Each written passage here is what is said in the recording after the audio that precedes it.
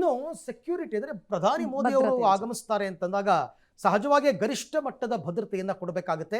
ಇವತ್ತು ಬೆಂಗಳೂರಿನಲ್ಲೇನೆ ನೀವು ಬೇರೆ ಬೇರೆ ರೋಡ್ಗಳಲ್ಲಿ ನೋಡಿದ್ರೆ ಪೊಲೀಸರ ಸಂಖ್ಯೆ ಜಾಸ್ತಿ ಇದೆ, ಆ ಮಟ್ಟಕ್ಕೆ ಭದ್ರತೆಯನ್ನು ಒದಗಿಸಿದ್ದಾರೆ.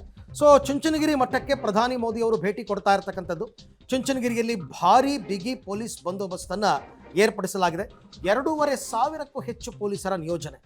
ಕಾರ್ಯಕ್ರಮಕ್ಕೆ ಸುಮಾರು 1 ಲಕ್ಷ ಜನ ಭಕ್ತಾದಿಗಳು ಸೇರುವಂತಹ ನಿರೀಕ್ಷೆ ಇದೆ.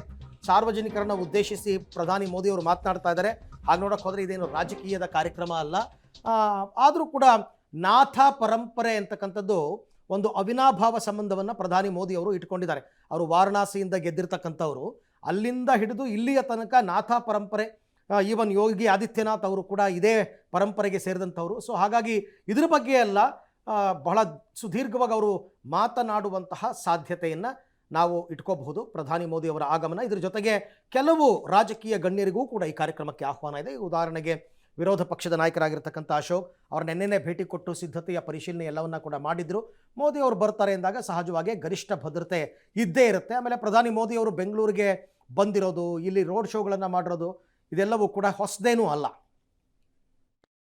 ಕೆಲವೇ ಕ್ಷಣಗಳಲ್ಲಿ ಆದಿಚುಂಚನಗಿರಿಗೆ ಪ್ರಧಾನಮಂತ್ರಿ ನರೇಂದ್ರ ಮೋದಿ ಅವರು ಬರಲಿದ್ದಾರೆ. ಈ ನಿಟ್ಟಿನಲ್ಲಿ ಎಲ್ಲಾ ಸಿದ್ಧತೆಯನ್ನ ಶ್ರೀಮಠ ಮಾಡ್ಕೊಂಡಿದ್ರೆ, ಇನ್ನೊಂದು ಕಡೆ ಪೊಲೀಸ್ ಇಲಾಖೆ ಮತ್ತೆ SPG ಎಲ್ಲ ರೀತಿಯಾದಂತಹ ಭದ್ರತೆಯನ್ನು ಕೂಡ ಮಾಡ್ಕೊಳ್ಳಲಾಗಿದೆ. ನಾನು ಇದೀಗ ವೇದಿಕೆ ಕಾರ್ಯಕ್ರಮ ನಡೆಯುವಂತಹ ಸ್ಥಳದಲ್ಲಿದ್ದೀನಿ. ದೃಶ್ಯದಲ್ಲಿ ಗಮನಿಸ್ತಾ ಇದ್ದೀವಿ, ಬೃಹತ್ ವೇದಿಕೆಯಲ್ಲಿ ಪ್ರಧಾನಮಂತ್ರಿ ನರೇಂದ್ರ ಮೋದಿ ಅವರು ಬರಲಿದ್ದಾರೆ. ಮೊದಲಿಗೆ ಏನು ಗುರು ಭೈರವೈಕ್ಯ ಮಂದಿರವನ್ನು ಲೋಕಾರ್ಪಣೆ ಮಾಡಿದ ಬಳಿಕವಾಗಿ ಈ ಒಂದು ವೇದಿಕೆಗೆ ಬರ್ತಾರೆ. ವೇದಿಕೆ ಬಂದ ಸಂದರ್ಭದಲ್ಲಿ ಸ್ವಾಮೀಜಿಗಳು ಅವ್ರಿಗೆ ಗೌರವ ವಂದನೆಯನ್ನು ಕೂಡ ಸಲ್ಲಿಸುವಂಥದ್ದು. ಈ ಒಂದು ವೇದಿಕೆ ಮೇಲ್ಗಡೆ ಪ್ರಧಾನಮಂತ್ರಿ ನರೇಂದ್ರ ಮೋದಿ ಅವರು ಮತ್ತೆ ನಿರ್ಮಲಾನಂದ ಸ್ವಾಮೀಜಿಗಳು, ಮಾಜಿ ಪ್ರಧಾನಿಗಳಂತಹ HD ದೇವೇಗೌಡರು, ಕೇಂದ್ರ ಸಚಿವರಾದಂತಹ HD Kumaraswamy, DCM DK Shivakumar, ಜೊತೆಗೆ ಸಚಿವರಾದಂತಹ ಚಲುವರಾಯಸ್ವಾಮಿ ಸೇರಿದಂತೆ ಇನ್ನಿಬ್ಬರಿಗೆ ಒಟ್ಟು 8 ಚೇರ್ಗಳನ್ನು ಮಾತ್ರ ಹಾಕಿರುವಂಥದ್ದು. ಅಷ್ಟೇ ಜನ ಪ್ರೋಟೋಕಾಲ್ ಪ್ರಕಾರ ಅಲ್ಲಿ ಕುತ್ಕೋಬೇಕಾಗುತ್ತೆ.